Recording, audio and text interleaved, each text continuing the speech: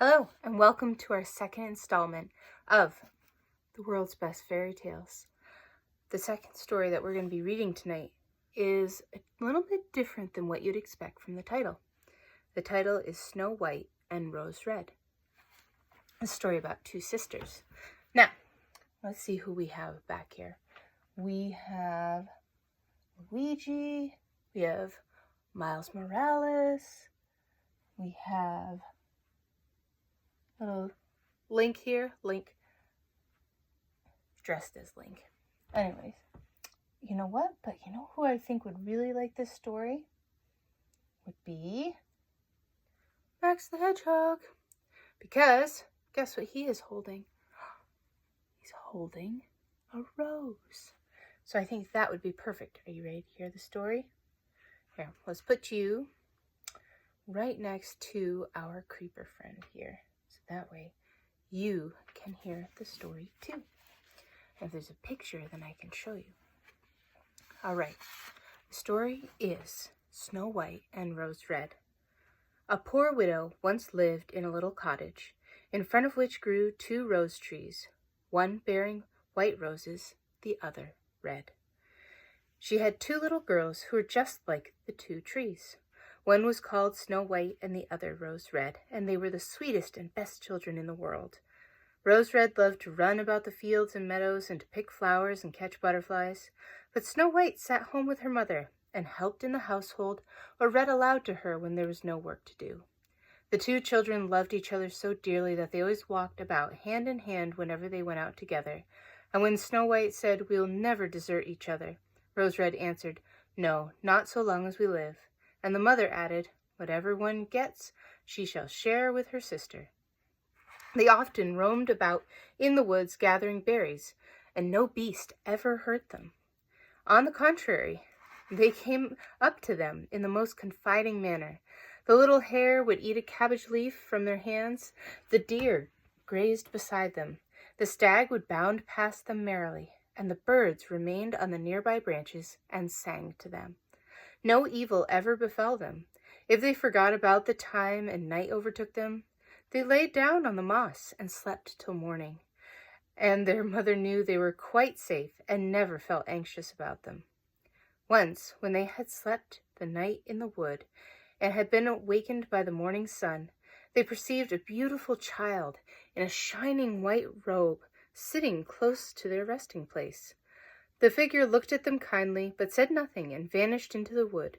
And when they looked around, they saw they had slept quite close to a precipice, over which they would have certainly fallen had they gone a few steps farther into the darkness. That sounds kind of scary, doesn't it? When they told their mother of their adventure, she said that what they had seen must have been the angel that guards good children. Snow White and Rose Red kept their mother's cottage so clean and neat it was a pleasure to step into it. In summer, Rose Red looked after the house, and every morning before her mother awoke, she placed two flowers beside the bed, a rose from each tree.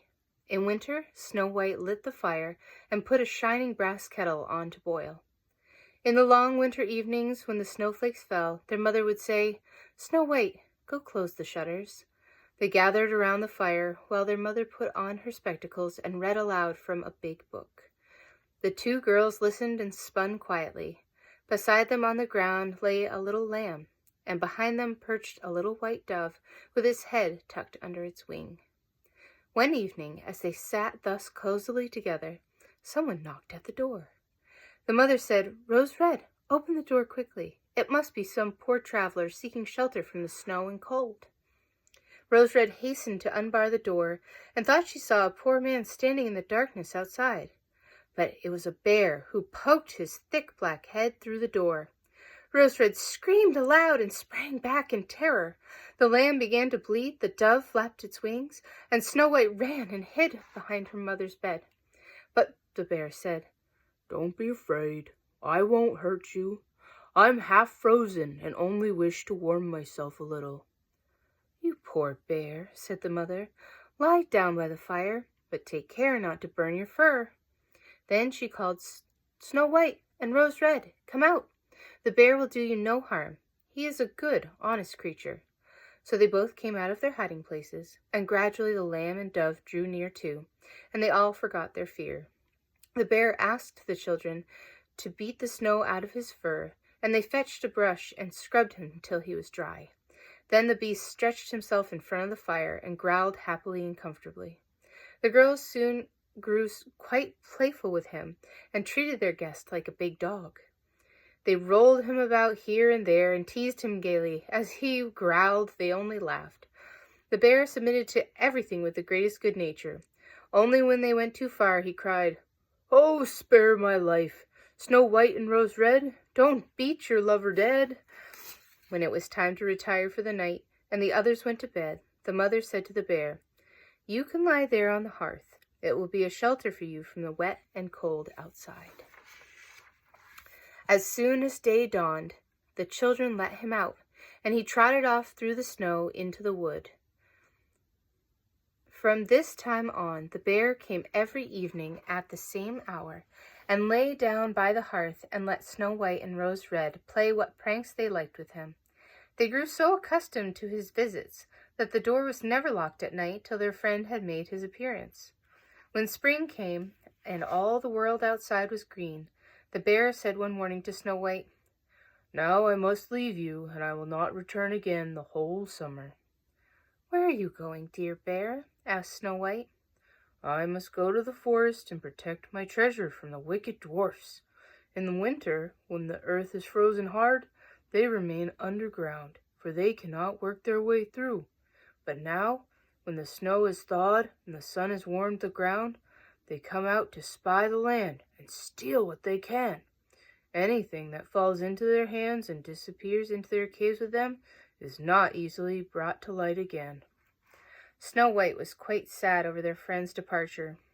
When she unbarred the door for him, the bear caught a piece of his fur in the door knocker as he stepped out, and Snow White thought she caught sight of glittering gold beneath it. But she could not be certain.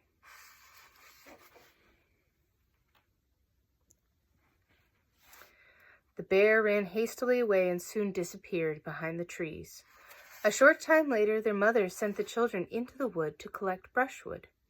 They came upon a big tree fallen on the ground, and on the trunk among the long grass they noticed something jumping up and down, but what it was they could not distinguish.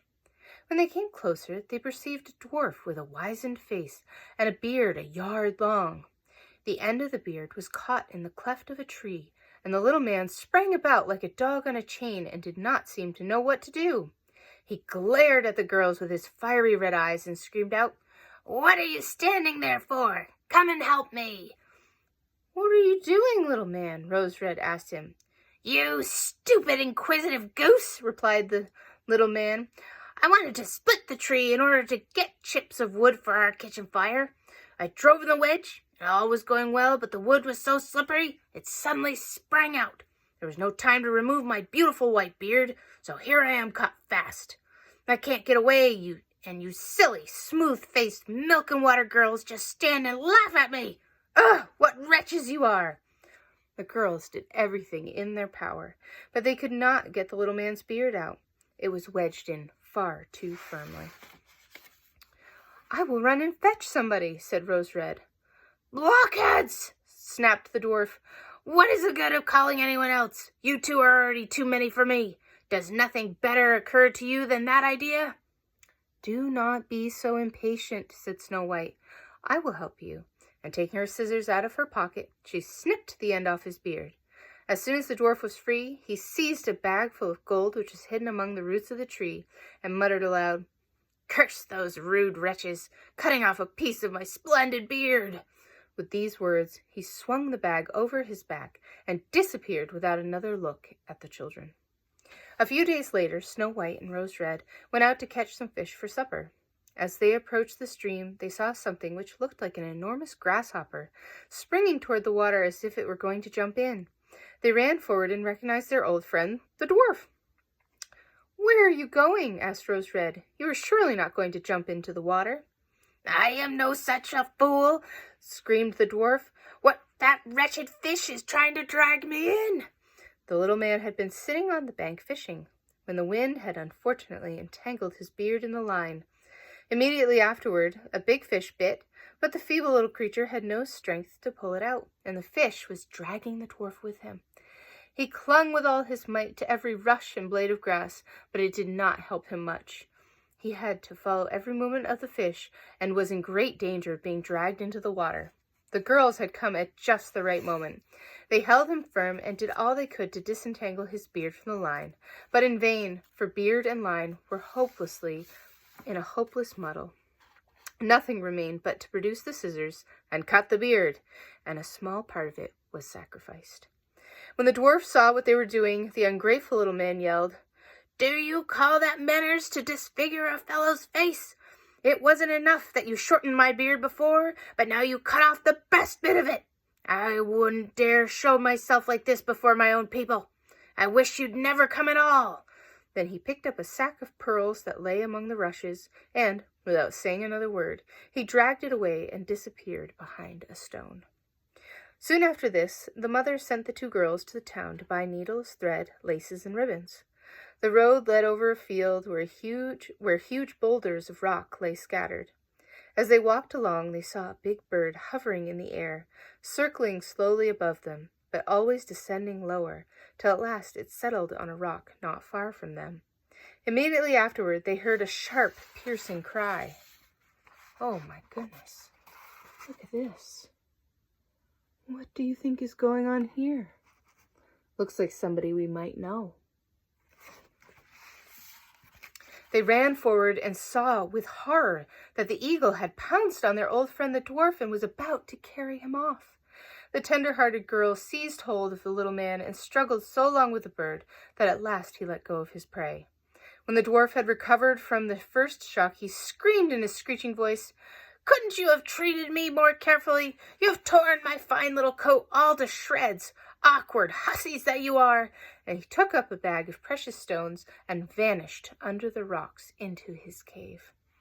The girls were accustomed to his ingratitude and continued on to the town. On their way home, they passed the field again and were surprised to see the dwarf pouring out his precious jewels on an open space, for he had thought that no one would pass by at so late an hour. The evening sun shone on the glittering stones, and they sparkled so beautifully that the girls stood still and gazed at them. "What are you two standing there gaping for?" shrieked the dwarf, and his ashen-gray face became scarlet with rage. He was about to run off with these angry words when a sudden growl was heard, and a black bear trotted out of the wood. The dwarf jumped up in great fright, but he had no time to reach his hiding place, for the bear was already upon him. Then he cried in terror, "Dear Mr. Bear, spare me! I'll give you all my treasure. Look at those beautiful precious stones lying there. Spare my life. What pleasure would you get from a poor, feeble little fellow like me? You wouldn't feel me between your teeth. There, lay hold of those two wicked girls. They will be a tender morsel for you, as fat as young quails. Eat them instead." The bear, paying no attention to his words, gave the evil little creature one blow with his paw, and he did not move again until nightfall. The girls had run away, but the bear called after them, "Snow White and Rose Red, do not be afraid. Wait, and I will come with you." Then they recognized his voice and stood still. When he was quite close to them, his bearskin suddenly fell off, and a handsome young man stood beside them, all dressed in gleaming gold. "I am the king's son," he said, "and I was bewitched by that wicked dwarf. Not only had he stolen my treasure, but I was doomed to roam about the woods as a wild bear, till his punishment should set me free. Now he has the punishment he deserves." Snow White married the prince, and Rose Red married his brother, and they divided the great treasure that the dwarf had collected between them. The old mother lived peacefully with her children for many years. She carried the two rose trees with her. They stood in front of her window, and every year they bore the loveliest red and white roses. Now, this was from Jacob and Wilhelm Grimm, translated by May Seller. Now, what did you think of that one? Did you like it? Yes. Was it good? Went along with the red rose that you carry? Those were brave little girls, weren't they? Yes, certainly were. Sleep well. Have a nice night.